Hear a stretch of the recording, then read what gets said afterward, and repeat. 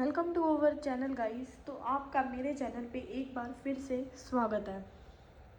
तो जैसे कि आपको पता है, मैं आपको अपने चैनल पे DREE TGT मैथ्स की तैयारी करवा रही हूँ। एंड फ़िलहाल हम 2021 के PYQ कर रहे हैं। आपके 2021 में मैक्सिमम 9 शिफ्ट में पेपर हुए थे, जिसमें से मैंने आपको 4 शिफ्ट के पेपर, मतलब 4 जो पेपर है आपके ऑलरेडी करवा दिए हैं। एंड आपको प्लेलिस्ट मिल जाएगी। मैंने जो जो पेपर कराया है, मैंने बकाया नाम भी लिखे हैं, शिफ्ट भी लिखी है कि फ़ीमेल का है या मेल का है। तो आपको प्लेलिस्ट इजी मिल जाएगी, ठीक है, चैनल पे। तो चलिए हम स्टार्ट करते हैं अपनी वीडियो, ज़्यादा टाइम ना लेते हुए, ताकि मैक्सिमम क्वेश्चन कर पाएँ। चलिए स्टार्ट करते हैं गाइज अपनी video. And Telegram group join कर लेना क्लास अपडेट के लिए एंड PDF के लिए। मैंने बोला था आपको आज PDF डाल दूंगी, बट अभी मुझे टाइम नहीं मिला आज भी, ठीक है। मतलब मैक्सिमम आपको संडे तक ना सारी PDF मिल जाएगी। तो आप टेलीग्राम ग्रुप ज्वाइन कर लेना जिसने अभी तक नहीं किया। If you want the PDF of this notes, ठीक है। कोई पेड वेड नहीं है, फ्री में है सब कुछ। क्लासेस आपको डेली 6 बजे मिलती है। मेरी क्लास का टाइम है शाम के 6 बजे, ठीक है। अपलोड हो जाए, अपलोड कर देती हूँ मैं इस चैनल पे। तो और इसकी PDF के लिए आप टेलीग्राम ग्रुप ज्वाइन कर लेना। तो चलिए गाइस स्टार्ट करते हैं अपनी वीडियो। हमें क्वेश्चन दिया है 29 हमने कल कर लिए थे। 30 क्वेश्चन है, what is the order of differential equation, कि डिफरेंशियल इक्वेशन का ऑर्डर क्या है। ये मैं कल करवा रही थी, बट मेरी फ़ोन की ना मेमोरी फुल होगी एंड वीडियो मेरी बीच में रुक गई थी, ठीक है। एडिटिंग करने के टाइम पे वो एडिट भी नहीं हुई कल तो वीडियो बिल्कुल भी। तो मैंने ऐसे ही अपलोड कर दी थी, ठीक है। अब फिर मैंने फ़ोन थोड़ा रीसेट करके खाली किया है, तो ये बीच में रह गई थी। आपने लास्ट वीडियो में देखा होगा, ये हमारा बीच में छूट गया था। तो मैं अब बता देती हूँ आपको। भाई पता है क्या, मैंने एडिट भी नहीं करी वो वीडियो, ऐसे ही डाल दी थी। क्या करूँ, फ़ोन की मेमोरी फुल हो गई थी, हो ही नहीं रही थी। तो मैं आराम से देखो, अब आपके ना 2 चीज़ें होती है, एक आपका होता है ऑर्डर और एक आपकी होती है डिग्री, ठीक है। ये मैं बात कर रही हूँ किसकी, डिफरेंशियल इक्वेशन की। ध्यान से देखना। अब ऑर्डर एंड डिग्री हम ना पढ़ तो लेते हैं, ऑर्डर डिग्री हमारा 12th में भी है ये, बट हम ना बाद में फिर कंफ्यूज हो जाते हैं, ऑर्डर क्या है, डिग्री क्या है, ऑर्डर क्या है, डिग्री क्या है।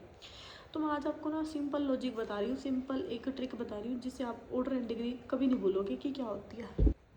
ऑर्डर का मतलब देखो, मैंने ना यहाँ पे लिखी dy/dx plus 4y is equal to 0। मैंने बनाई एक इक्वेशन ये, फिर मैंने बनाई एक इक्वेशन ये, plus dy/dx plus 3 is equal to 0, ठीक है। ये बना दी मैंने सेकंड इक्वेशन। और एक इक्वेशन बना दी मैंने dy/dx, इसका dy/dx का होल स्क्वायर प्लस d, इसकी क्यूब ले ली मैंने, प्लस में आप कुछ भी लिख सकते हो 6y इज इक्वल टू 0। ये बना दी मैंने तीन इक्वेशन, थर्ड इक्वेशन। तो जब भी हम कभी भी कोई भी, जब हमारी आँखों के सामने कोई भी डिफरेंशियल इक्वेशन आती है, तो हम उसको क्या बोलते हैं, सबसे पहले हम क्या देखते हैं, भाई ये कितने ऑर्डर की है। हमारे मुंह पे ही चढ़ती है ये बात। मतलब आपने ग्रेजुएशन भी करी होगी, MSc में भी पढ़े होगे, सबसे पहले ना हमारे माइंड में यही आता है, भाई कितने ऑर्डर की है। ऑर्डर का मतलब होता है जो ये हमारा डिफरेंशियल इक्वेशन है ना, ये कितने ऑर्डर किया, यहाँ पे कितनी पावर है 1। तो ऑर्डर जब भी आए ना हमारे माइंड पे ये आता है ना, भाई कितने ऑर्डर की डिफरेंशियल इक्वेशन है, कितने ऑर्डर किया, कितने ऑर्डर किया। तो यहाँ पे जो डिफरेंशियल इक्वेशन है ना, इसका ऑर्डर कितना आ जाएगा 1, पहली बार। इसका ऑर्डर कितना आ जाएगा, कितने ऑर्डर किया है, कितना दिख रहा है 2, तो ऑर्डर कितना आ गया 2। यहाँ पे डिफरेंशियल इक्वेशन कितने ऑर्डर किया, मैक्सिमम कितने ऑर्डर किया, तो यहाँ पे 3 दिख रही है मैक्सिमम, तो इसका ऑर्डर कितना हो जाएगा 3, ठीक है। डिग्री का मतलब क्या होता है, डिग्री का मतलब होता है कि जितने ऑर्डर की डिफरेंशियल इक्वेशन है उसकी पावर। मैं क्या बोल रही हूँ, ऑर्डर की जितनी भी पावर होती है ना, पावर, इसको बोलते हैं हम डिग्री, ठीक है। तो अब आप कंफ्यूज मत होना बिल्कुल भी कि डिग्री क्या होती है एंड आपकी ऑर्डर क्या होता है। तो होप सो गाइस आपको यहाँ तक समझ में आ गया। तो अब मैं आपको क्वेश्चन दिखाती हूँ। क्वेश्चन नंबर 13 है ये। तो इसका आप ऑप्शन मेरे को, मतलब इसका आंसर आप कमेंट बॉक्स में बताना, what is the order of differential equation, भाई कितने ऑर्डर किया। नेक्स्ट क्वेश्चन दे दिया हमें, the particular solution of the differential equation dy/dx is equal to 2x passing through the point is. अब जब भी आपको इस टाइप का कोई क्वेश्चन मिले ना, जैसे आपको पर्टिकुलर सोल्यूशन निकालना है, मैं बताती हूँ आपको। इसको साइड में करते हैं। जैसे हमें यहाँ पे दिया है D Y by D X, ठीक है, ये वाई डैश का मतलब यही होता है, D Y by D x is equal to 2x। सबसे पहले आप इसको क्या करो, इसको कर लो रीअरेंज। रीअरेंज कैसे करोगे, डी वाई और डी एक्स को ले लो 2x इंटू में डी एक्स, ठीक है, इतनी बात होगी। अब यहाँ पे क्या है, ये D Y by D X इनका डिफ्रेंशिएशन है, मतलब मेरे को y और x की फॉर्म में निकालना है। जब भी आपको ना एक बात याद रखना, जब भी आपको सोल्यूशन निकालना है ना, या तो y की फॉर्म में होगा या फिर वो x की फॉर्म में होगा, ठीक है। सोल्यूशन का मतलब यही होता है। तो यहाँ पे हमें क्या ऑलरेडी दे रखा था इनका डेरिवेटिव। जब हम डेरिवेटिव से हमें फंक्शन की तरफ आना हो तो हम क्या करते हैं, इंटीग्रेशन। और जब हमें फंक्शन से डेरिवेटिव की तरफ आना हो तो हम क्या करते हैं, डेरिवेटिव। तो यहाँ पे अभी ऑलरेडी इनका डेरिवेटिव है, हम यहाँ पे दोनों तरफ क्या कर देंगे, इंटीग्रेशन। तो डी वाई का इंटीग्रेशन क्या हो जाएगा, वाई। इसी तरह 2 कॉन्स्टेंट है बाहर, एक्स का क्या हो जाएगा, x square by 2, and x का इसका क्या हो जाएगा, डी एक्स का तो हो ही गया क्योंकि एक्स का था ना इसके साथ फंक्शन, प्लस में सी, ठीक है। अब ये 2 से 2 कैंसिल, तो y की फॉर्म में यहाँ क्या आ गया, एक्स स्क्वायर प्लस सी। तो ये क्या आ गई हमारी सोल्यूशन। अभी कंप्लीट सोल्यूशन नहीं आया क्योंकि इसने कहा था पॉइंट भी दिए थे, इसने क्या दिया थे, पॉइंट भी गिवन थे ना, मैंने जब आपको स्टेटमेंट दिखाई थी 2 और 7। तो बस यहाँ पे x की जगह 2 पुट कर दो, y की जगह 7 पुट कर दो, तो यहाँ से c की वैल्यू निकल जाएगी। अब c की वैल्यू कैसे निकालोगे, यहाँ पे पुट करो 7 इज इक्वल टू 2 2 जा 4 प्लस c। अब c की वैल्यू कितनी आ गई, 4 उधर जाएगा तो 3। अब इसमें पुट कर दो सोल्यूशन, कंप्लीट सोल्यूशन क्या हो जाएगा, x square plus 3। This is the solution of this differential equation. मैं अब आपको आंसर दिखाती हूँ इसका। तो यहाँ पे देख लो guys, y is equal to x square plus 3 and y is equal to x square plus 3, ठीक है।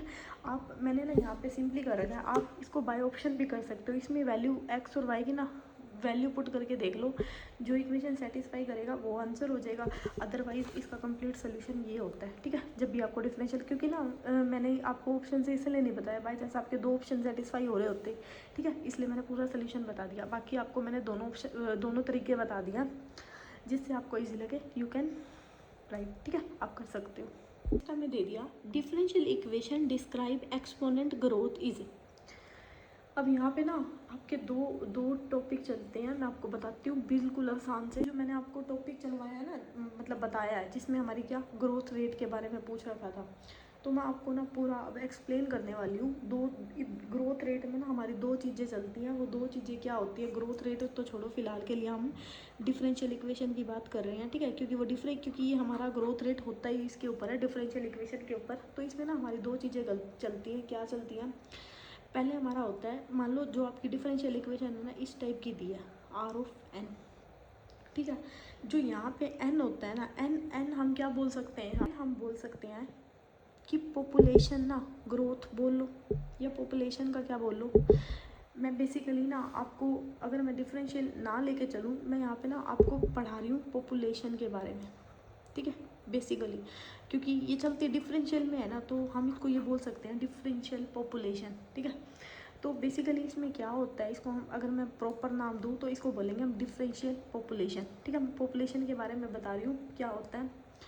यहाँ पे जो हमारा n होता है ना, ये बेसिकली हमारी स्टेटमेंट होती है डिफरेंशियल की फॉर्म में कि dn/dt, कि जो हमारा पॉपुलेशन का साइज है चेंज हो रहा है किसके साथ, with respect to time, is equal to R. R क्या होता है यहाँ पे, रेट, ठीक है, रेट ऑफ डिफरेंशियल इक्वेशन बोल लो, रेट ऑफ पॉपुलेशन ग्रोथ बोल लो, कुछ भी बोल लो, ठीक है।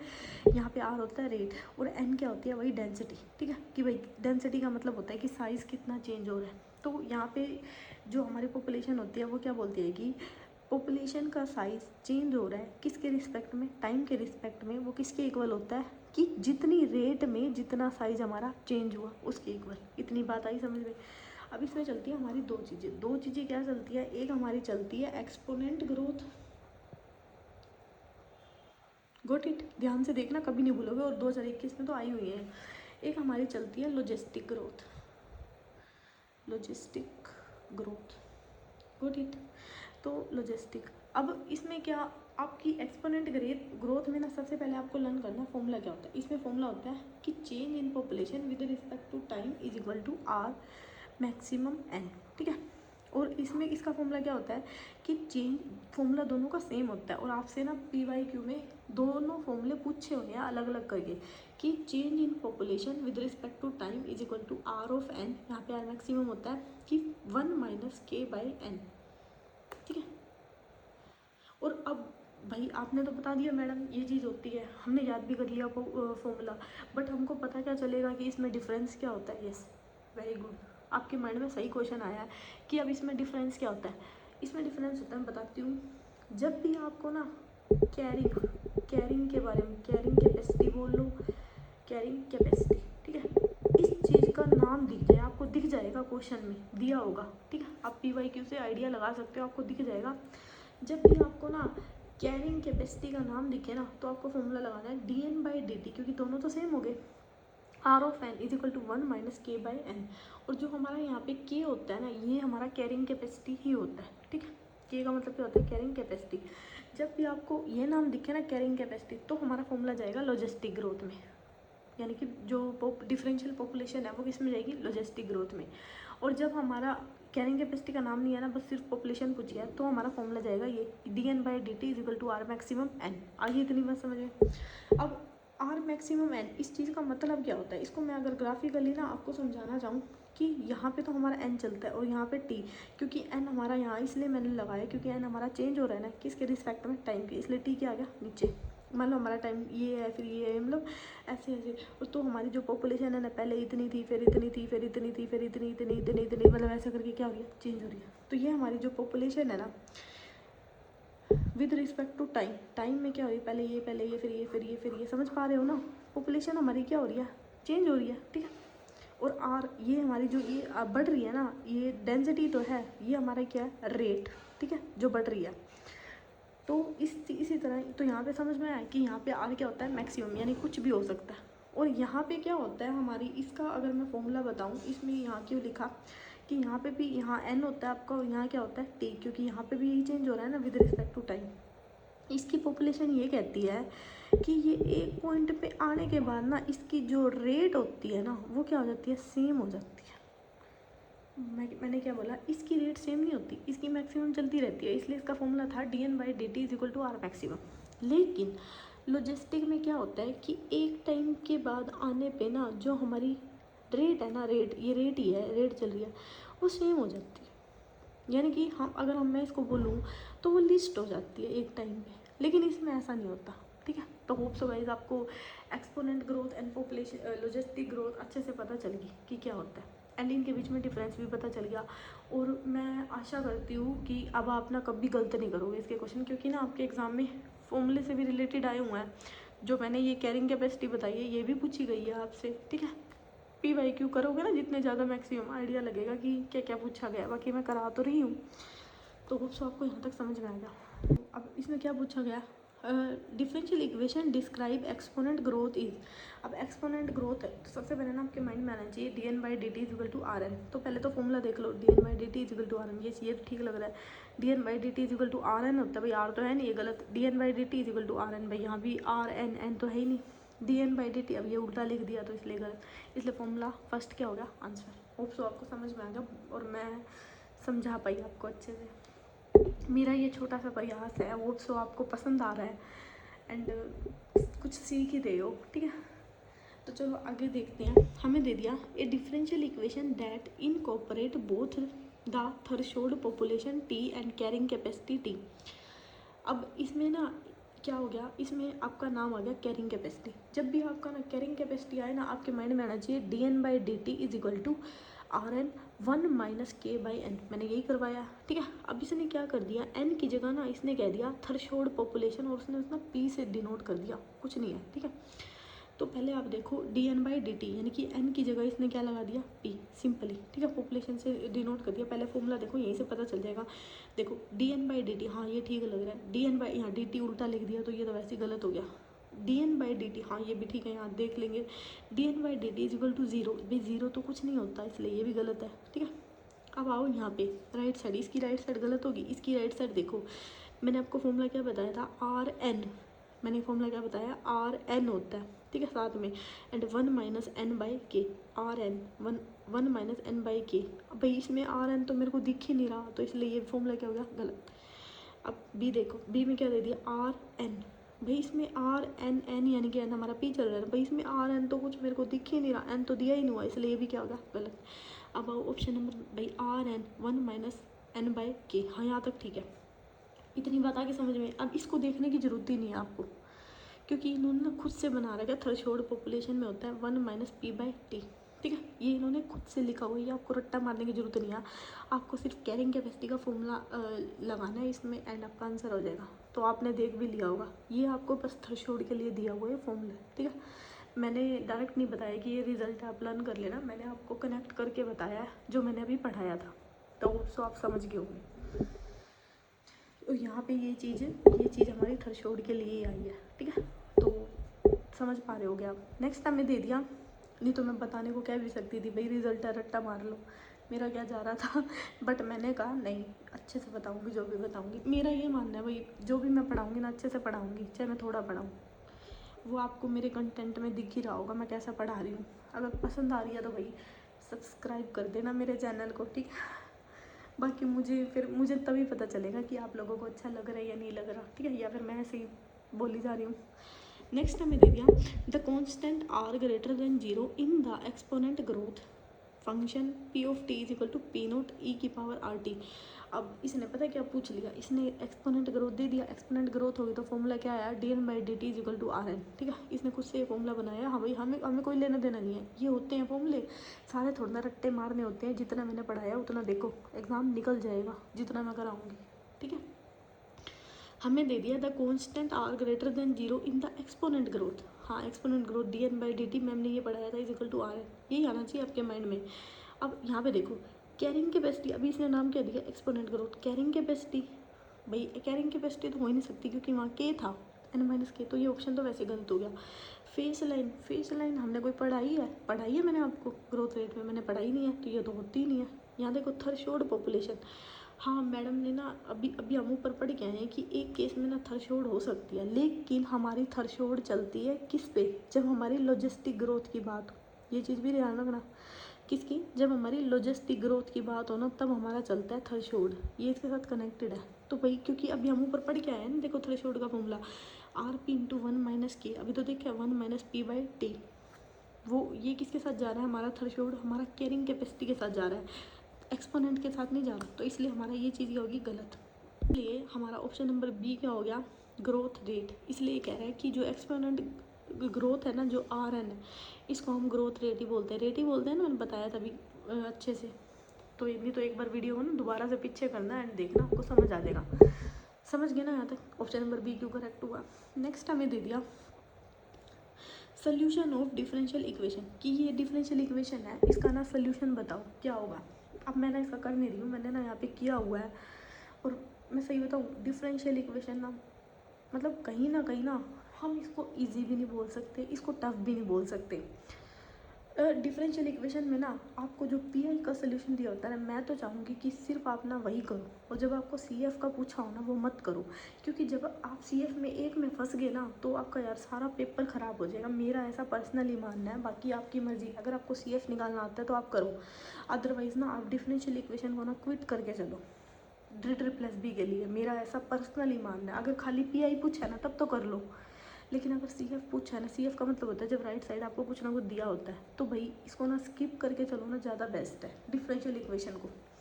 क्योंकि 5 नंबर अगर इसमें कट भी जाएंगे ना तो भाई कोई ज़्यादा वो नहीं होते, ठीक है। 95 नंबर फिर भी आपके हाथ में है। मेरी बात समझ पा रहे हो, ठीक है। तो मैं चाहूँ, मतलब मैं पर्सनली बोल रही हूँ, जिन बच्चों का डिफरेंशियल इक्वेशन वीक है ना वो मत करना इन क्वेश्चंस।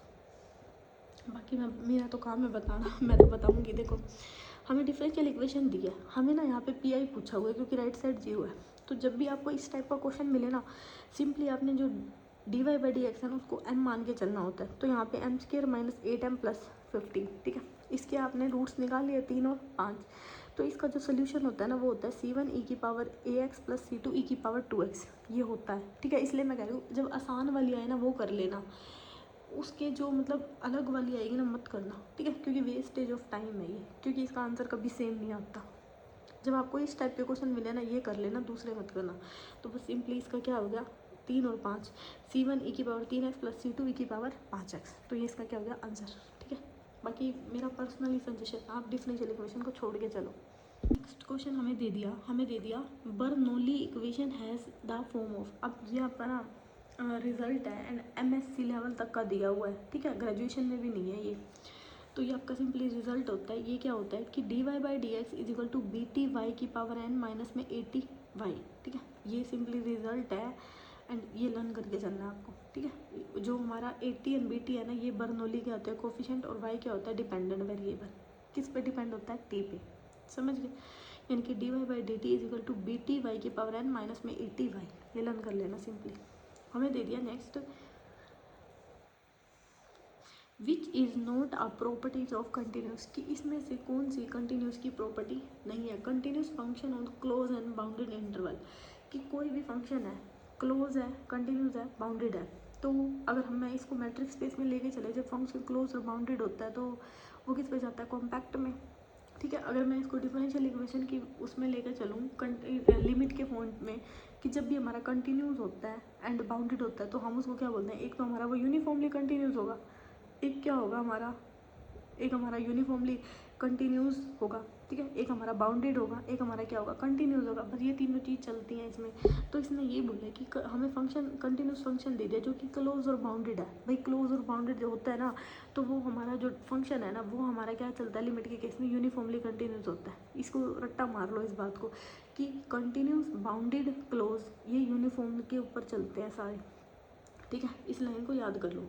तो यूनिफॉर्मली कंटिन्यू, हाँ भाई ये तो होता है। इसमें नोट पूछा है कि कौन सा नहीं होता, नॉन यूनिफॉर्मली कंटिन्यू, ये भी ट्रू कर जाता है क्योंकि यूनिफॉर्मली की बात होगी ना, ये भी ठीक है।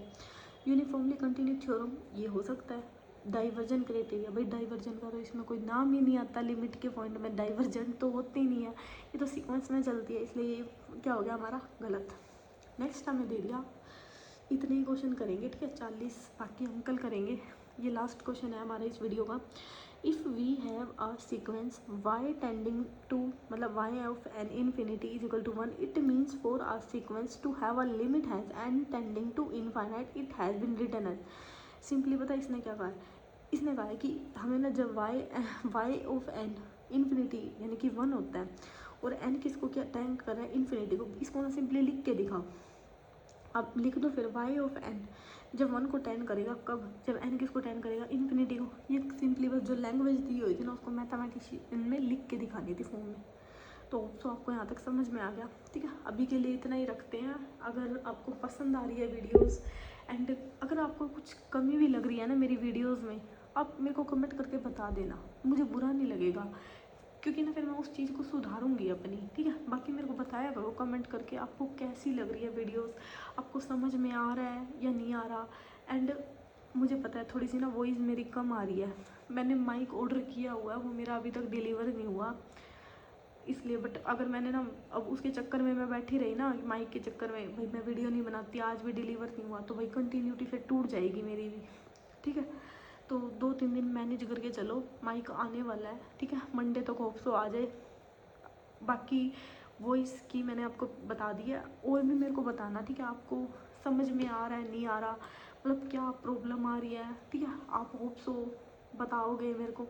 तो अगर वीडियो पसंद आ रही है then don't forget to subscribe my channel. तो thank you so much guys.